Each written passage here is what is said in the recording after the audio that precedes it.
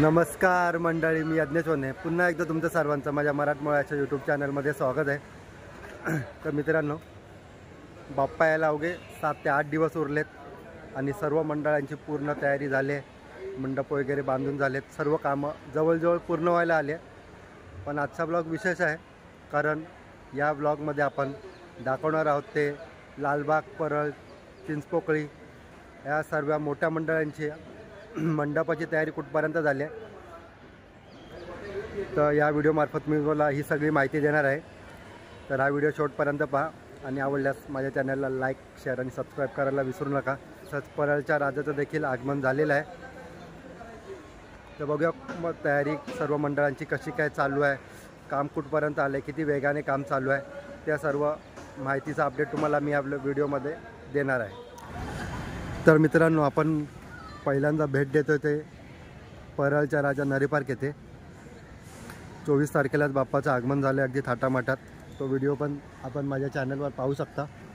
आणि आता आपण आलो आहे, हे पाहू शकता की आता मंडपाचं काम तर पूर्ण झालं आहे, आजूबाजूचे पडदे वगैरे डेकोरेशनचं काम चालू आहे। तर ते थोड्या दिवसात होऊन जाईलच आणि लवकरच आपल्याला बाप्पाच्या आतमधलं डेकोरेशन पण काय केलं हे पाहायला मिळेल। जास्त दिवस तो जवळ नाही आहे।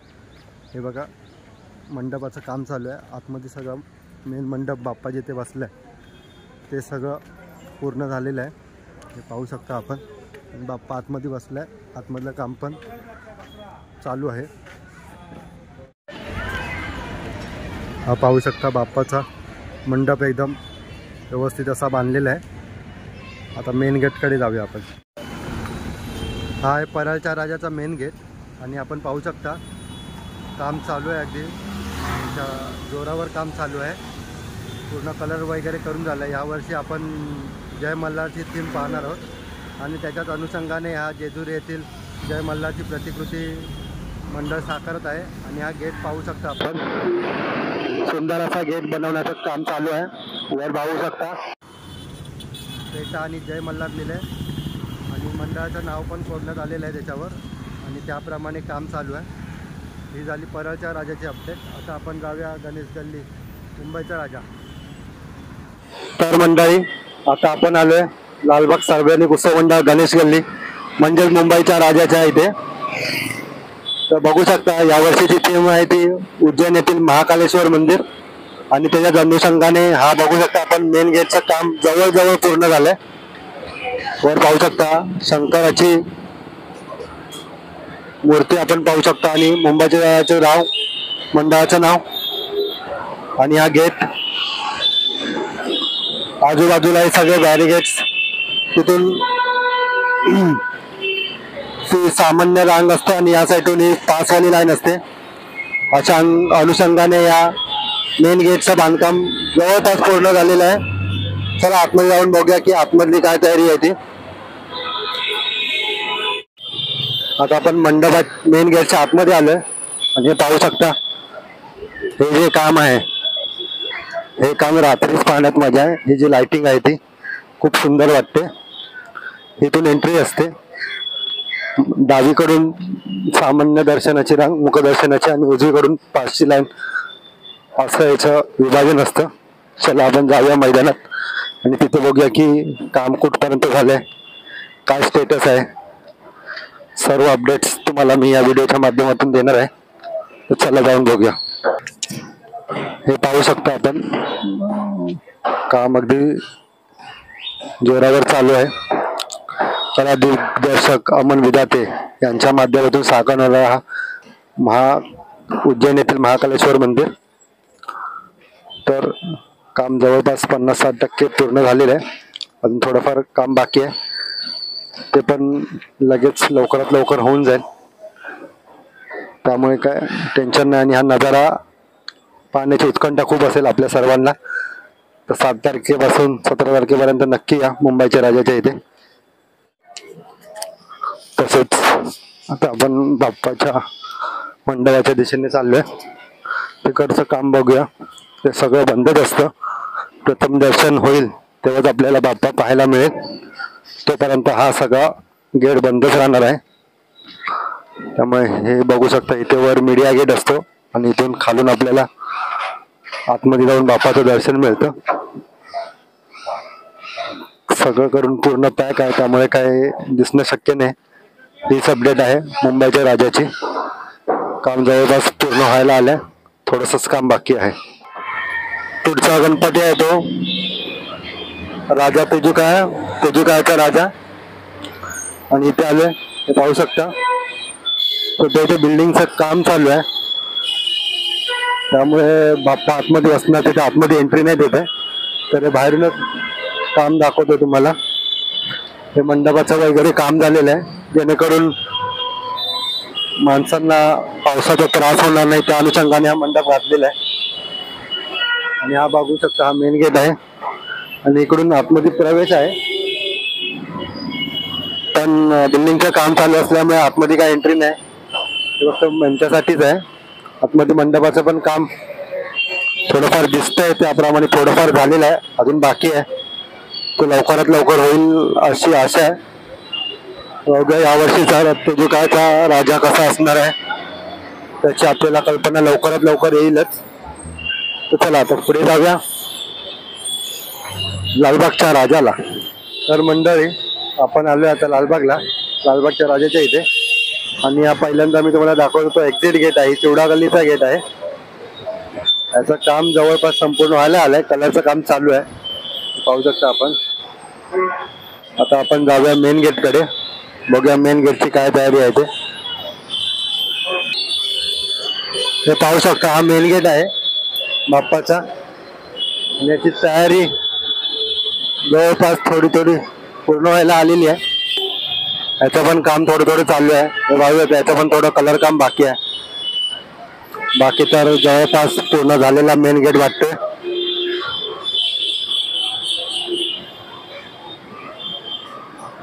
यावर्षी पण लालबागच्या राजाची पाहण्याची उत्सुकता असणारच आहे. दरवर्षी पाहतो, पण जसजसे बाप्पा जवळ येतात तसं आपण त्यांच्या प्रेमात पडत जातो आणि आपल्याला पाहण्याची उत्सुकता ही लागलेलीच असते. तर पाहू शकता, खूप सुंदर असं राजाचा दरबार सजतोय.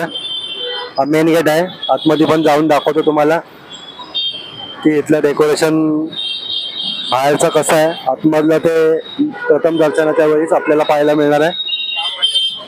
मित्रांनो, आता आपण चाललोय लालबागच्या राजाच्या इथे मार्केटमध्ये. बघूया काय सजावट केलेली आहे गणपतीसाठी. सर्वांची तयारीची लगबग चालू आहे. याच गर्दीमधून आपण हा ब्लॉग तुमच्यापर्यंत घेऊन येणार आहोत. तर चला जाऊया, बघूया कशी चाललंय तयारी, हे पाहू शकता आपण.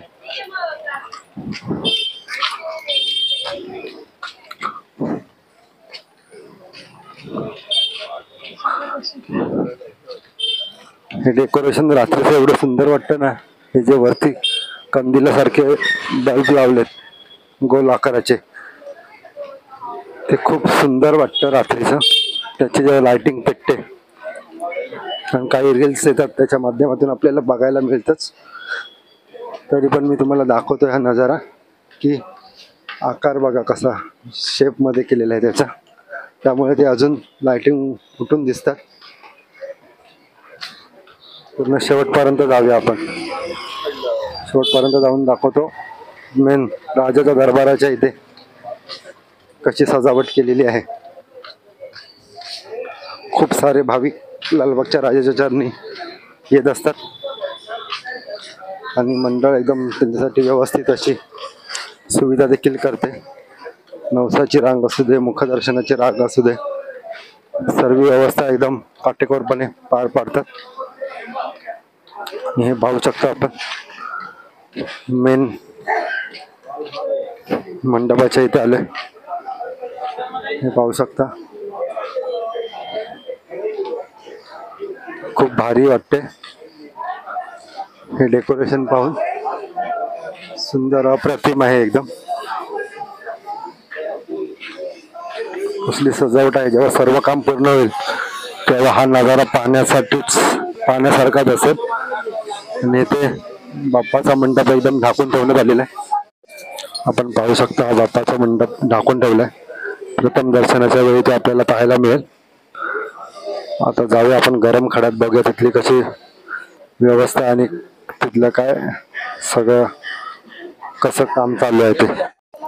आता आपण आलोय गरम खड्यात. हे पाहू शकता इथून सर्व मुखदर्शनाची रांग. आता आपण आलोय काळा चौकीच्या महागणपतीच्या इथे. हा पाहू शकता मेन गेटचं काम बहुतेक पूर्ण झालंय आणि आता आपण इथून आतमध्ये जाऊया, बघूया इथला व्हिडिओ आपल्याला करायला देतात का मंडळ, काय इथल्या कामाची स्थिती आहे, काम कुठपर्यंत येऊन पूर्ण झालंय ते बघूया आपण.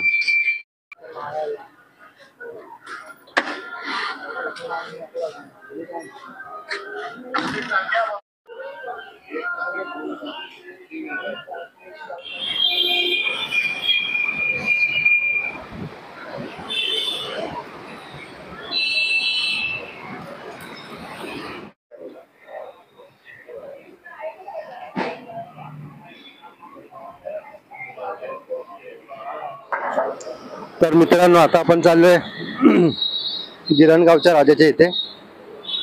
हा बाप्पा पण मंडपामध्ये विराजमान झालाय. त्याचा पण व्हिडिओ एका सॉन्गद्वारे मी माझ्या युट्यूब चॅनलवर टाकलाय, आगमनाचा व्हिडिओ, तो आपण पाहू शकता.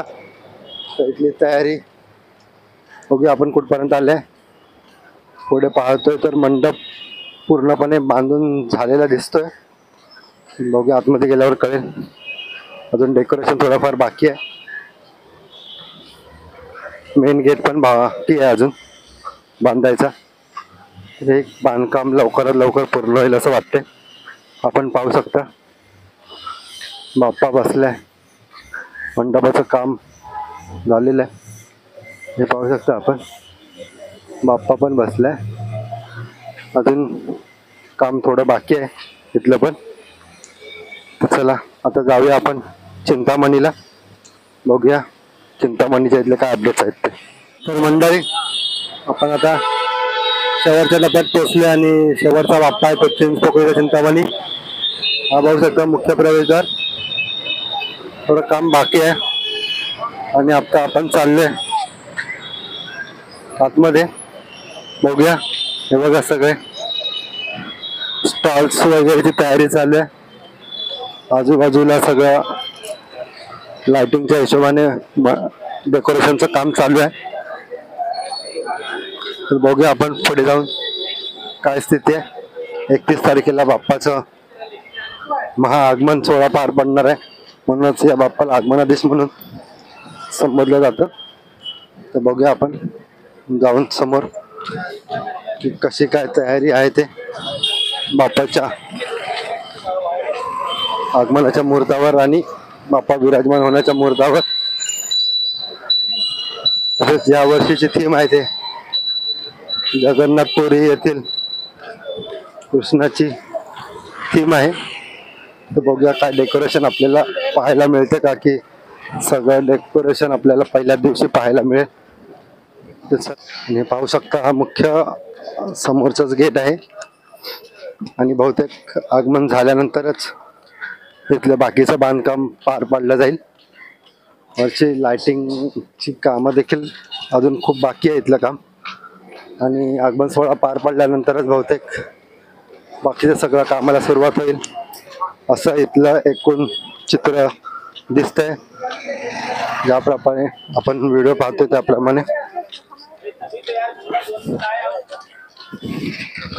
तर चिंतामणीला एका नवीन रूपात पाहण्याची सर्वांना उत्सुकता आहे. सर्वांनी त्याच्या आगमन सोहळ्याला नक्की उपस्थित राहा. तर चला, हा व्हिडिओ आता इथे समाप्त करण्याची वेळ आलेली आहे, कारण लालबाग आणि परेल परिसरातील बहुतेक सर्वच मंडळांचं आणि बाप्पांचं स्टेटस मी तुमच्यापर्यंत पोहोचवलेलं आहे. त्यामुळे भेटू पुन्हा एकदा नवीन व्हिडिओमध्ये. तोपर्यंत सर्वांना जय महाराष्ट्र. असंच प्रेम देत आणि व्हिडिओ शेवटपर्यंत नक्की पहा. आणि चॅनलला सबस्क्राईब करायला देखील विसरू नका.